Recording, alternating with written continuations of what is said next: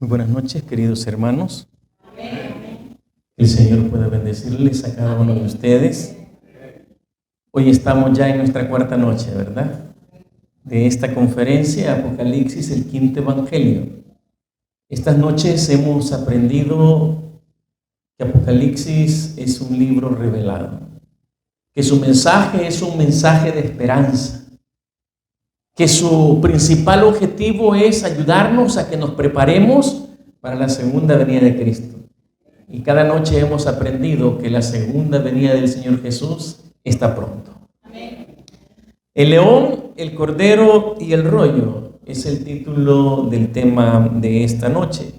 Y vamos a estudiar así rápidamente del capítulo 4 al capítulo 8 del libro de Apocalipsis. Un hombre muy rico y su hijo, a ellos les encantaba coleccionar obras de arte.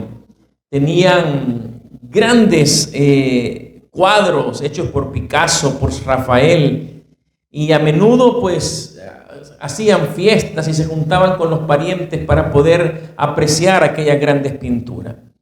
Cuando estalló la guerra de Vietnam, el hijo tuvo que ir a la guerra ofreciendo el servicio militar. Aquel muchacho era muy valiente y en una ocasión, tratando de rescatar a otro soldado, falleció. Le dieron la noticia al padre y el padre se puso muy triste por haber perdido a su único hijo. Como un mes después, días antes de la Navidad, alguien tocó la puerta de la casa de aquel hombre y era un hombre joven que estaba parado afuera con un paquete en sus manos. Le dijo: Señor, usted no me conoce, pero yo soy el soldado que salvó a su hijo. Ese día su hijo salvó a muchos soldados y yo fui el último. Cuando él me iba cargando, una bala atravesó su corazón y murió de manera instantánea. Su hijo hablaba mucho de usted, lo amaba. Y tomó el paquete que traía y le dijo al padre: yo sé que esto no es mucho, que yo no soy un gran artista, pero creo que a su hijo le hubiese gustado que usted tuviese esto. Y el padre abrió el paquete y en el paquete estaba un pequeño cuadro donde aquel joven soldado había hecho una pintura del hijo amado. El padre quedó impresionado por la pintura. Al ver los ojos de su hijo reflejado en aquella pintura, el padre comenzó a llorar y le dijo al muchacho: ¿cuánto te voy a deber por este cuadro? Y el muchacho le dijo: no, yo nunca podría pagarle a usted lo que su hijo hizo por mí. Yo le regalo este cuadro. El padre colgó aquel cuadro en la sala más importante de su casa y amaba aquel cuadro. Cada vez que la gente llegaba, la gente quería ver sus grandes obras de arte que él tenía, pero el padre lo llevaba primero a ese pequeño cuadro para que vieran al hijo. Debido a la tristeza y la enfermedad, aquel hombre murió pocos meses después de la muerte de su hijo. Y entonces todos los cuadros carísimos que él tenía se pusieron en subasta. Llegaron muchas personas interesadas en obtener alguno de esos cuadros. Pasó el rematador, golpeó con su martillo y dijo: comenzaremos esta subasta. El primer cuadro, y el primer cuadro era el cuadro del hijo. Comenzaremos por ofrecer el retrato de su hijo. ¿Quién quiere ofrecer algo por este retrato? Y hubo un silencio. Luego uno de los que estaban ahí dijo: queremos ver las pinturas famosas. Haz un lado ese retrato. Pero el subastador persistió. ¿Alguien quiere ofrecer alguna suma por este retrato? ¿Quién va a comenzar? ¿Quién ofrece $100 o $200? Y otra voz de los que estaban presentes le gritó: no vinimos a ver esa pintura, vinimos por los Van Gogh, por los Rembrandt, pásate a la verdadera subasta.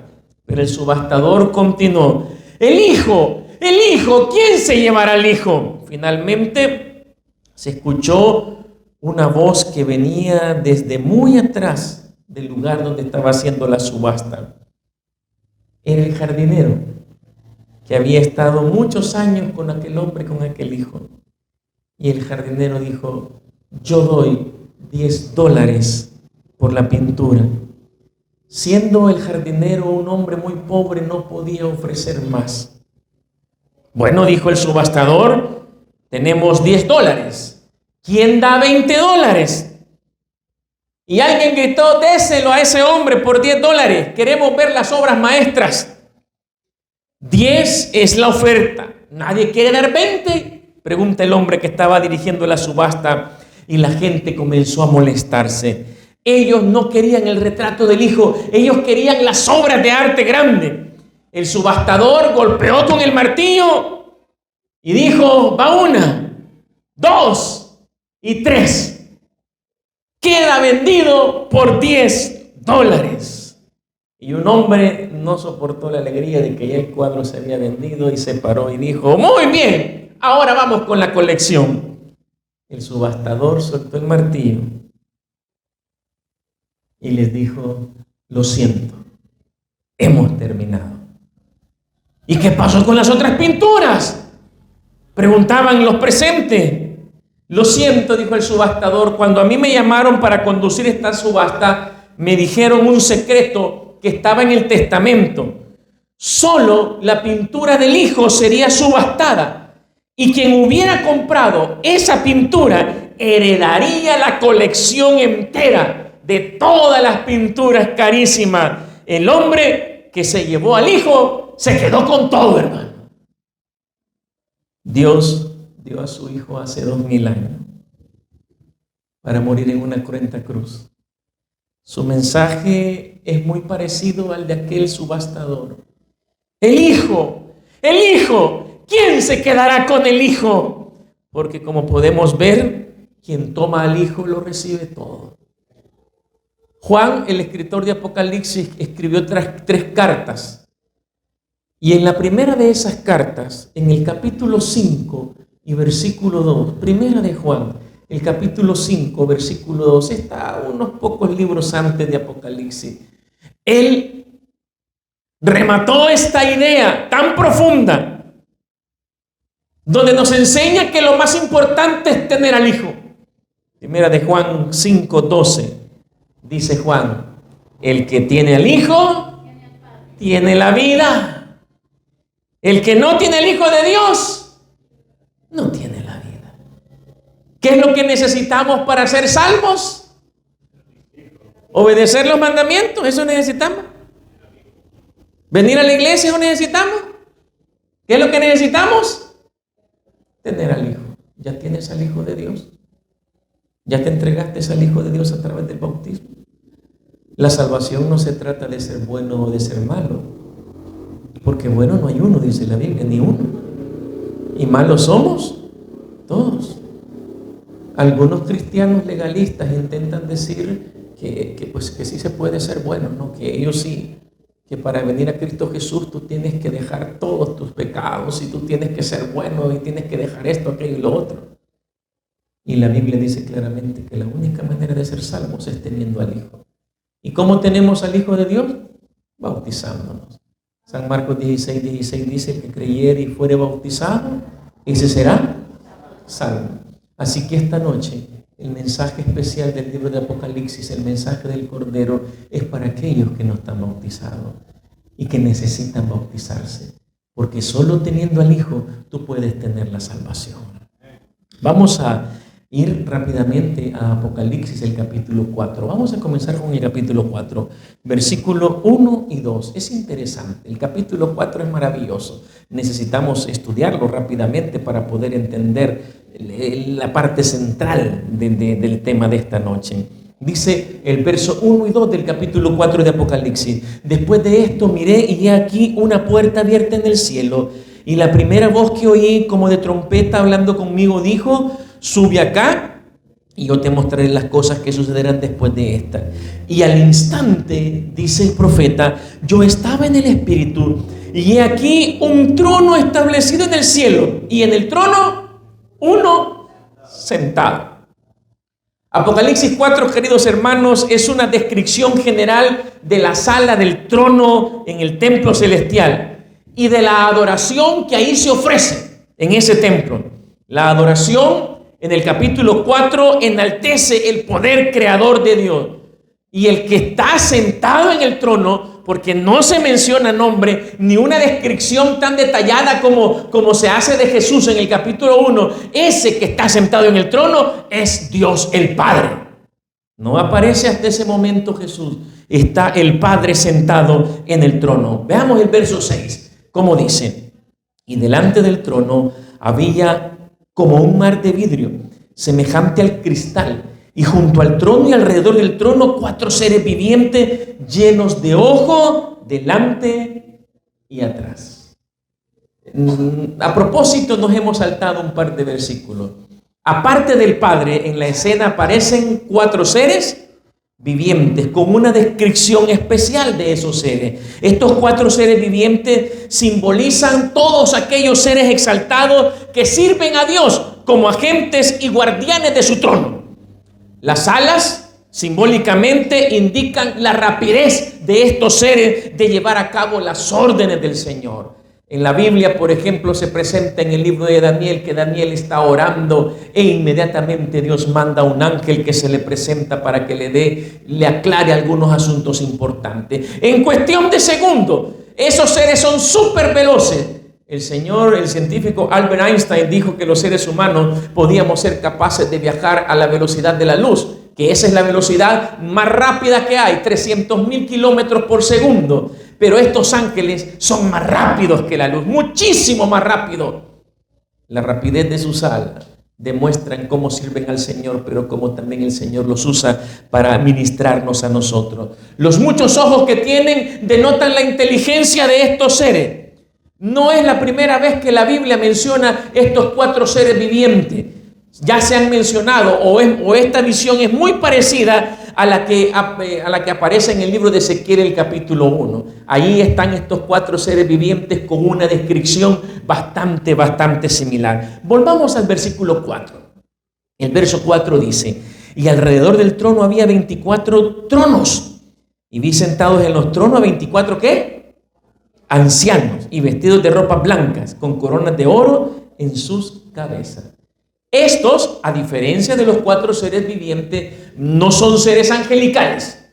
Estos 24 ancianos que tienen ese título, pues la Biblia el nombre de ancianos siempre se lo ha dado a hombres, no a seres angelicales.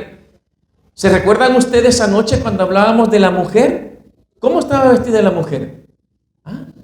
Su vestido era tan blanco que parecía que estaba vestida con la luz del sol. Y en el libro de Apocalipsis, la gran multitud de seres humanos salvos están con vestidos blancos. Los 24 ancianos no son ángeles, los 24 ancianos son hombres. Porque dice que también tienen corona. ¿Y usted sabe a quién se le ha prometido la corona de victoria? A aquellos seres humanos que aceptan al Señor Jesús y son victoriosos con Cristo Jesús. El hecho de que nunca antes estos 24 ancianos en las profecías del Antiguo Testamento de Daniel, Ezequiel y los otros profetas, nunca se han mencionado estos 24 ancianos, nos hace pensar a nosotros que son un nuevo grupo en la sala del trono del Señor. Yo les voy a invitar a que vayamos al libro de San Mateo, el capítulo 27. No vaya a perder Apocalipsis 4, siempre déjele una marquita ahí. Libro de San Mateo, el capítulo 27, versos 50 al 53. ¿Quiénes son? Porque son seres humanos, porque están vestidos de blanco, porque tienen la corona de victoria, no son seres angelicales. ¿Cómo estos seres humanos han llegado ahí? Nosotros sabemos que, por ejemplo, Enoc fue llevado vivo ante el Señor, así como el profeta Elías, y que Moisés resucitó y fue llevado vivo al cielo, por lo menos 3 seres humanos, pero ahí son 24. ¿De dónde han salido esos 24 seres humanos? Mateo 27, 50 al 53 nos ofrece una respuesta bastante acertada. Mas Jesús, habiendo otra vez clamado, dice el verso 50, a gran voz entregó el Espíritu, el momento en que Jesús muere. Y he aquí el velo del templo se rasgó en 2, de arriba abajo, y la tierra tembló y las rocas se partieron. ¿Y qué pasó después? ¿Qué dice el verso 52? Y se abrieron los sepulcros. ¿Y qué dice? Y muchos cuerpos de santos que habían dormido, ¿qué pasó? Se levantaron. Cuando Jesús muere, hubo una gran resurrección. No sabemos específicamente quiénes fueron, pero sí dice que unos santos resucitaron. Y el verso 53 dice: y saliendo de los sepulcros después de la resurrección de él, vinieron a la santa ciudad y aparecieron a muchos. Esos que Jesús se lleva al cielo y los presenta como primicia, esos de allí son los 24 ancianos que aparecen en Apocalipsis capítulo 4. Estos mártires salieron con Jesús dotados de inmortalidad y más tarde ascendieron con Jesús al cielo. La muerte y la resurrección de Jesús a nosotros nos llena de esperanza, hermano. La muerte y la resurrección de Jesús nos recuerda que la muerte es un enemigo vencido y que no tenemos por qué tenerle miedo. Ahora vamos al capítulo 5. El capítulo 4 solo nos presenta la adoración, pero el capítulo 5 hay algo más maravilloso. Verso del 1 al 3 del capítulo 5. Y vi en la mano derecha del que estaba sentado en el trono. Ya dijimos que el que estaba sentado en el trono, ¿quién era? ¿Quién era? Dios, el Padre, ¿verdad? Y estaba en el trono, tenía un libro escrito por dentro y por fuera. Los libros en los tiempos de Juan todavía no se habían inventado los libros así como las Biblias que tenemos o los libros que tenemos ahora de encuadernación. Entonces eran rollos de papiro. Y entonces dice que tenía un libro escrito por dentro y por fuera y sellado con 7 sellos. Y vi a un ángel, dice el verso 2, fuerte, que pregonaba a gran voz: ¿quién es digno de abrir el libro y desatar sus sellos?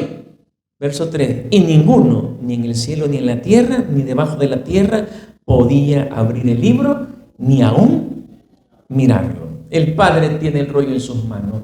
Los papiros, esos rollos, no crean ustedes, a veces se ven como en caricaturas o en películas, no rollos grandes, largos, ¿verdad? Pero no, por la misma naturaleza de los materiales con que eran hechos, esos rollos eran cortos, de pocos centímetros, y lo que se escribía en ellos, pues debía de el espacio ajustar, pero a veces habían cosas demasiado importantes que escribir y no se podía utilizar otro rollo u otra hoja, por decirlo así, ¿verdad? Y entonces los escribanos escribían en la parte de atrás del papiro.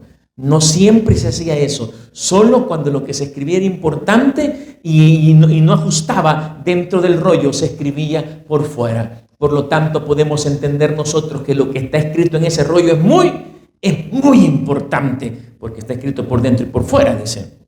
El libro está perfectamente sellado. ¿Por qué está perfectamente sellado? ¿Cuántos sellos tiene?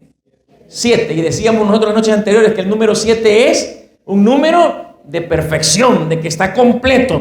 Ese rollo, ya dijimos nosotros, que está escrito con algo importante. Por lo que estudiaremos en los próximos minutos, nos daremos cuenta nosotros que lo que en esos rollos está escrito, ¿saben qué es?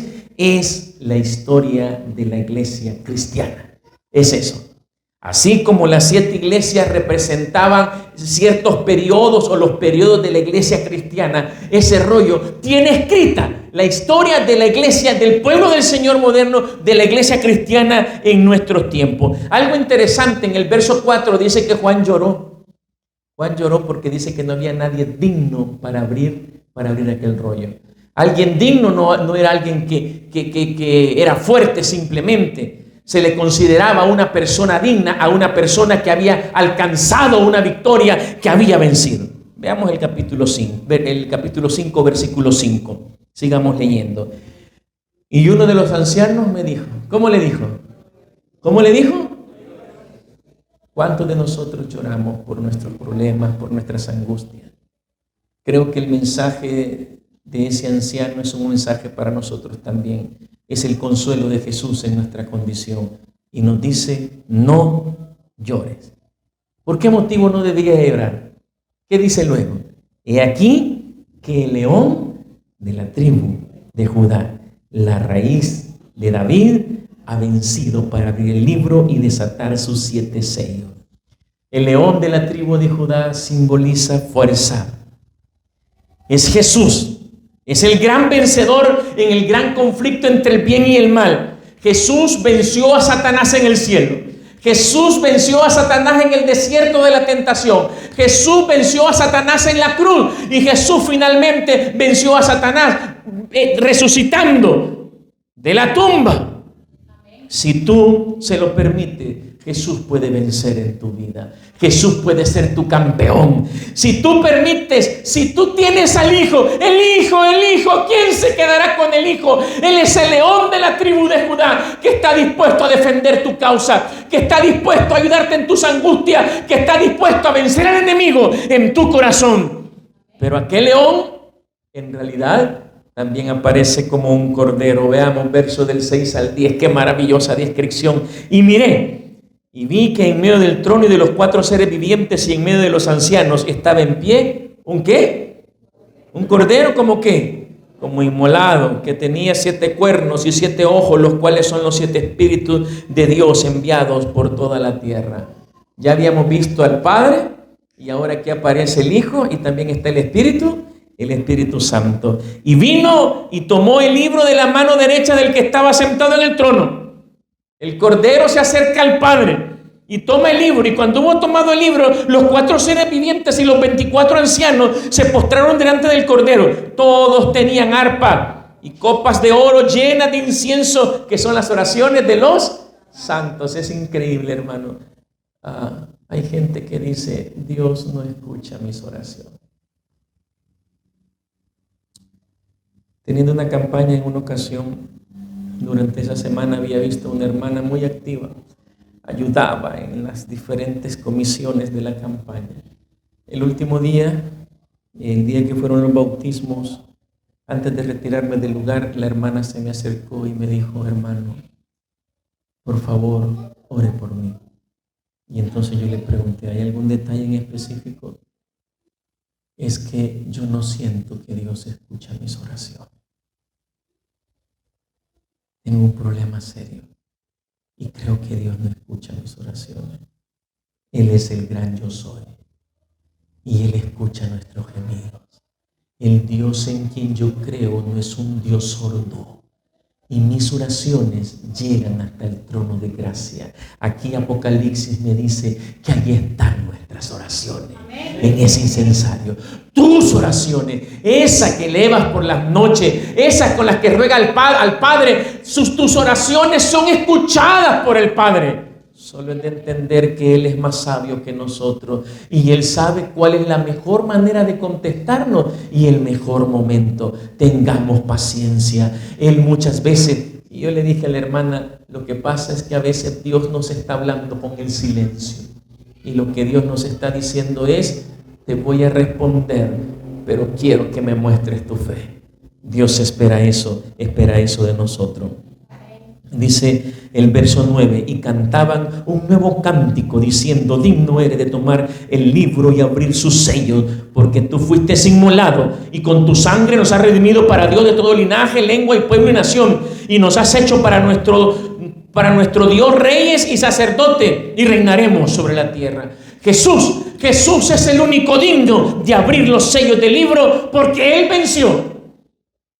No por haber vencido en el cielo en aquella tremenda guerra, no venció con fuerza, porque el Cordero no es símbolo de fuerza. Venció porque murió en la cruz por nosotros. Amén. Porque derramó su sangre por ti y por mí, y eso lo hace digno de abrir aquel rollo. Tomó nuestro lugar. ¿Cómo lo hizo Jesús? Vamos al Antiguo Testamento, libro de Isaías. Dejemos un momento ahí Apocalipsis, siempre con la marquita, y vamos al libro de Isaías, el capítulo 53. ¿Cómo logró Jesús esa victoria? Es increíble, hermano, lo que Jesús hizo por nosotros. Nosotros estábamos condenados a muerte, dice la Biblia en el libro de Romanos, porque la paga del pecado es muerte.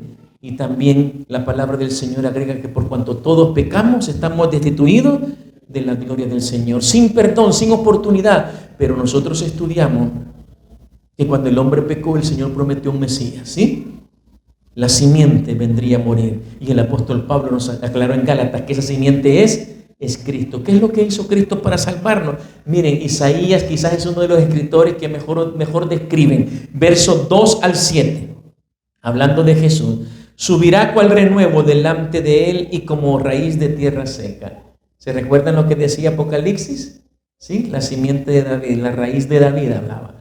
Ese cordero es del que se está hablando aquí en Isaías capítulo 53, verso del 2 al 7. No hay parecer en él ni hermosura, le veremos más sin atractivo para que le deseemos.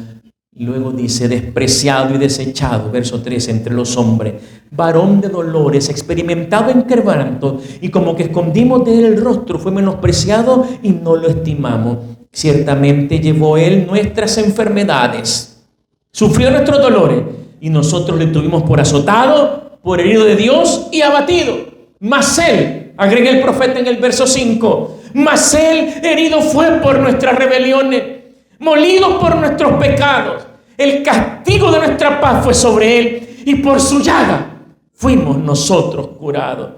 Todos nosotros, como malagradecidos, nos descarriamos como ovejas.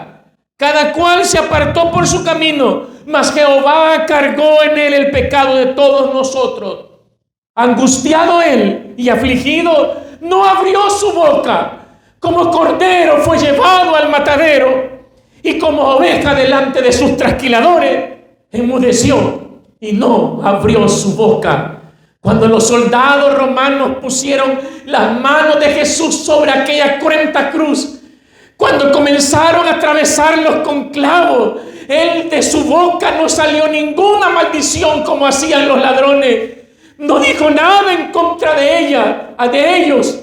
Padre, perdónalos porque no saben lo que hacen. En medio del dolor, en medio de la angustia, el Cordero de Dios que quita el pecado del mundo fue levantado, puesto en una cruz. ¡Qué dolores sintió Jesús cuando aquella pesada cruz cae sobre el hueco que había sido preparado y los clavos rascan sus músculos!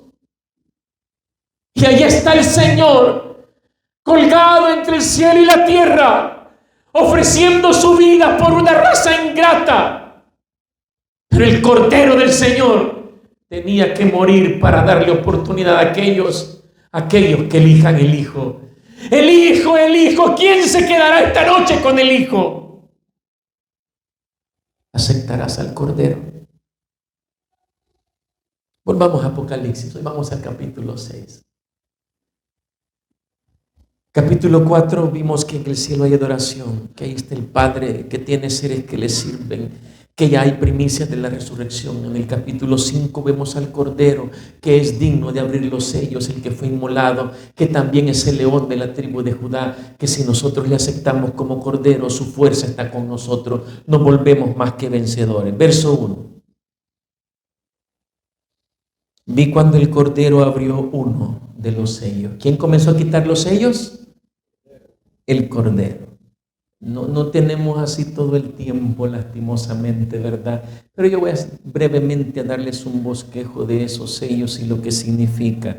Porque el mensaje de los sellos, como mencionamos, de ese libro bosqueja la historia de la iglesia desde los tiempos de Juan, desde el siglo I hasta la segunda venida de Cristo. Pasa de nuestro tiempo.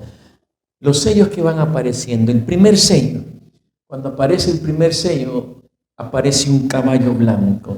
Ese sello representa a la iglesia victoriosa, el blanco, ¿verdad? Símbolo de victoria. La iglesia victoriosa del siglo I. Esa iglesia, la iglesia del tiempo de Juan. Luego el segundo sello, aparece un caballo rojo. El rojo es símbolo de la sangre, ¿verdad? La muerte. Esa es la iglesia bajo persecución. Cuando hablábamos de las 7 iglesias, ¿se acuerdan ustedes? La iglesia de Esmirna, que fue perseguida. El imperio romano comenzó una persecución en los siglos 2 y 3 de la era cristiana, una persecución terrible. Los romanos fueron crueles con los cristianos, los lanzaban a los leones.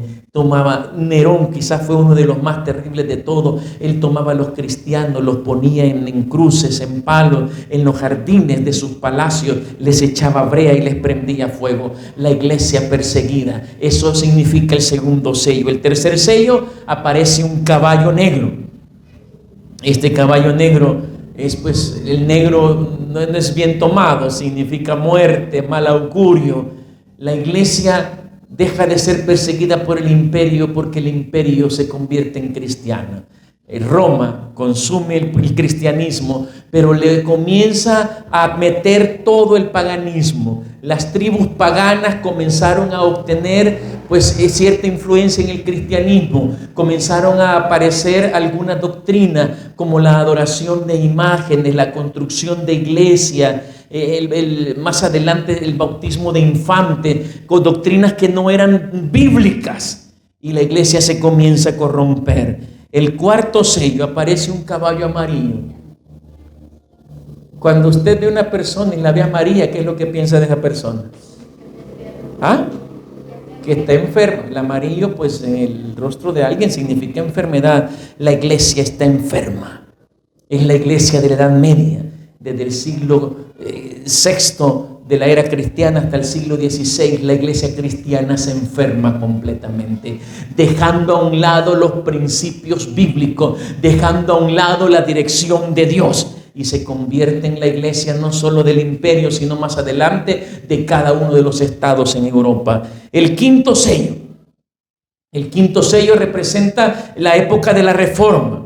Los mártires de la Edad Media no terminan, y aquí comienzan a aparecer más mártires durante la Reforma. Ahí vemos nosotros como Juan Hus, como Jerónimo y como otros reformadores más terminaron siendo quemados, terminaron siendo ahogados, aserrados completamente.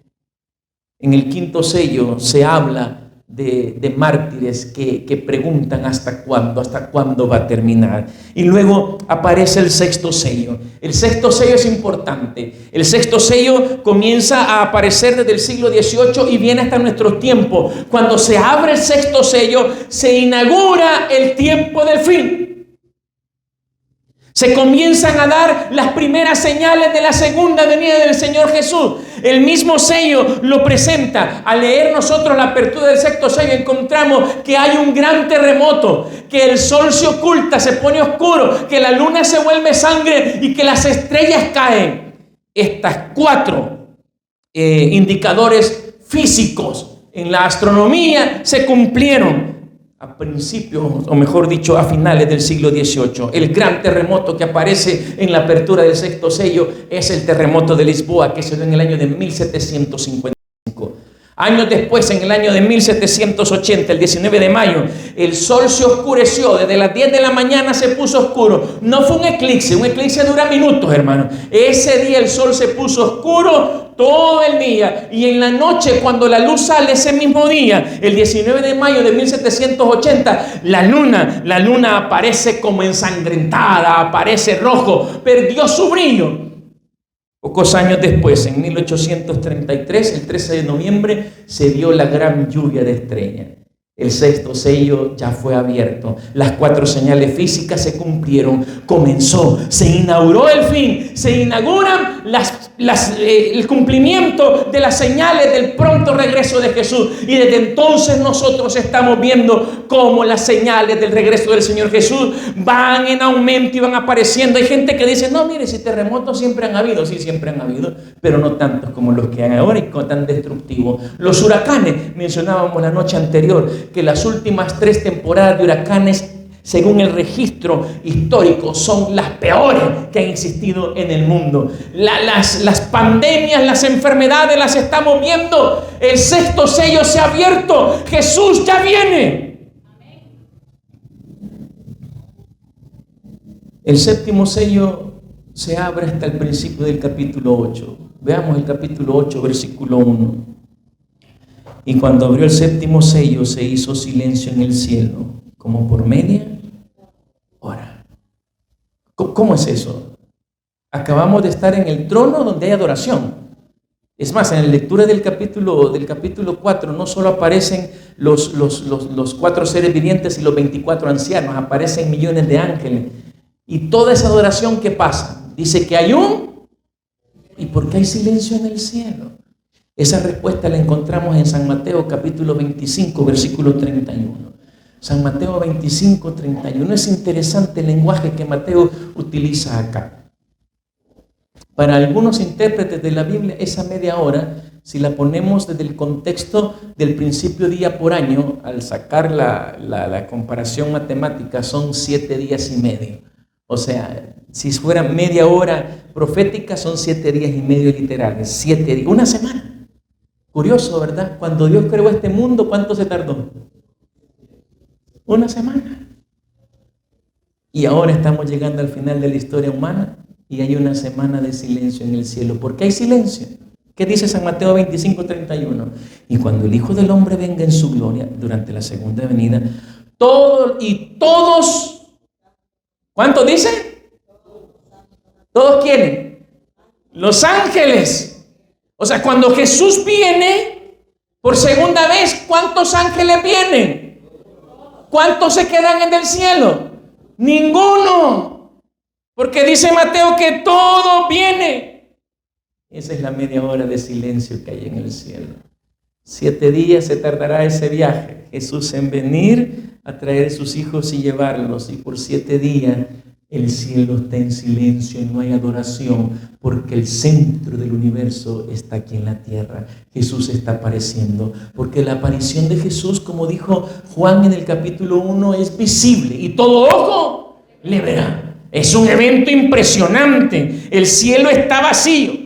Los ángeles ahora, mis queridos hermanos, los ángeles hoy, ellos están esperando esa orden que les dé Jesús. Vámonos para la tierra, vamos a traer a los salvos. Ellos están ansiosos porque los ángeles ya vieron que se están cumpliendo las profecías. Jesús viene a traernos, te viene a traer a ti y me viene a traer a mí. Maravilloso es pensar en ese día cuando nos encontraremos con nuestra familia.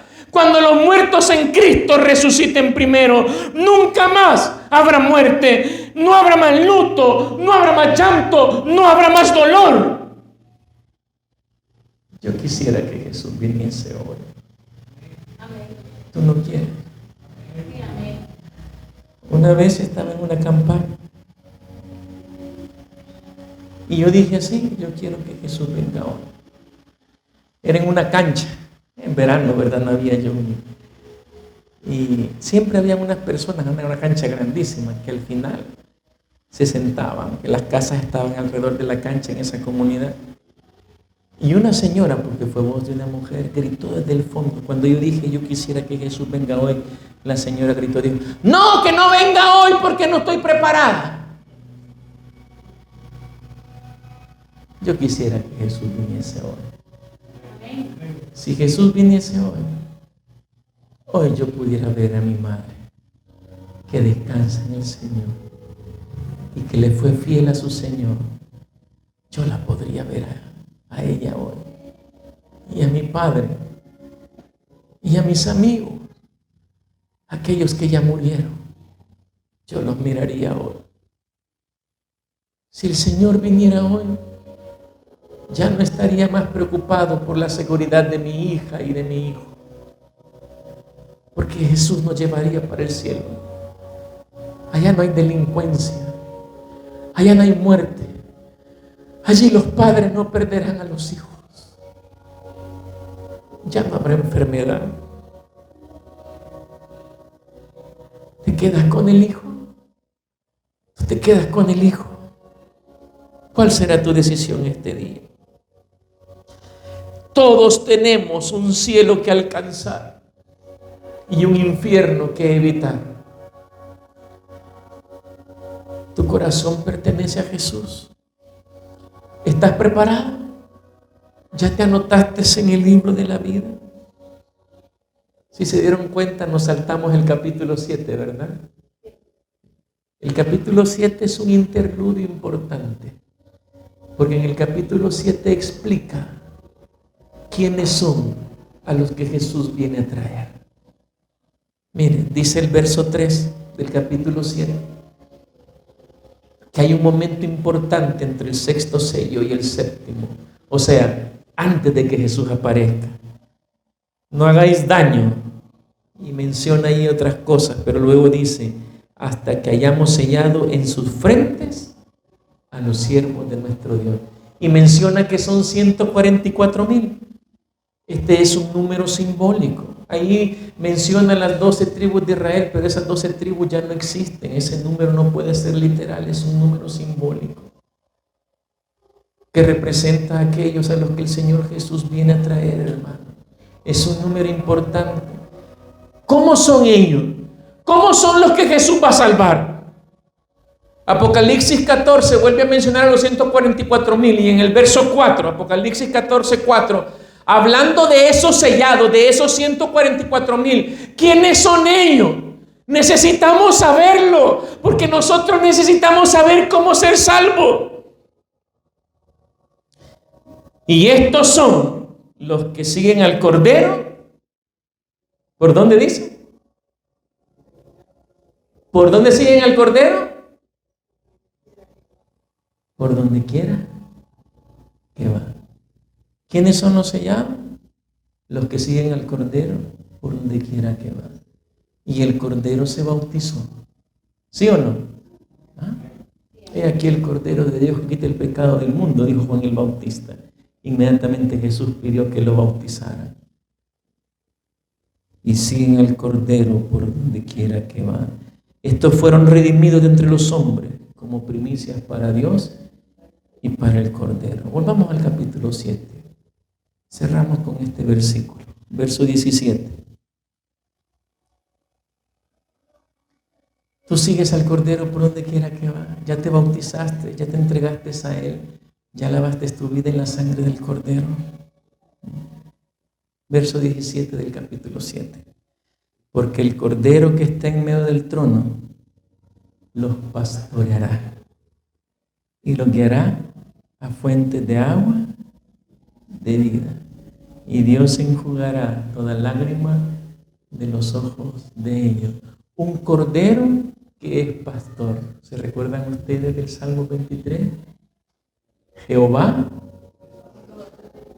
y nada, para que nada me falte, Jehová tiene que ser mi pastor. Para que nada me falte, yo debo seguir al Cordero por donde quiera que va. Para que nada me falte, yo debo de bautizarme, debo estar bautizado.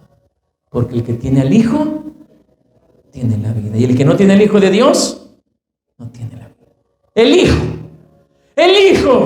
¿Quién se llevará el Hijo esta noche?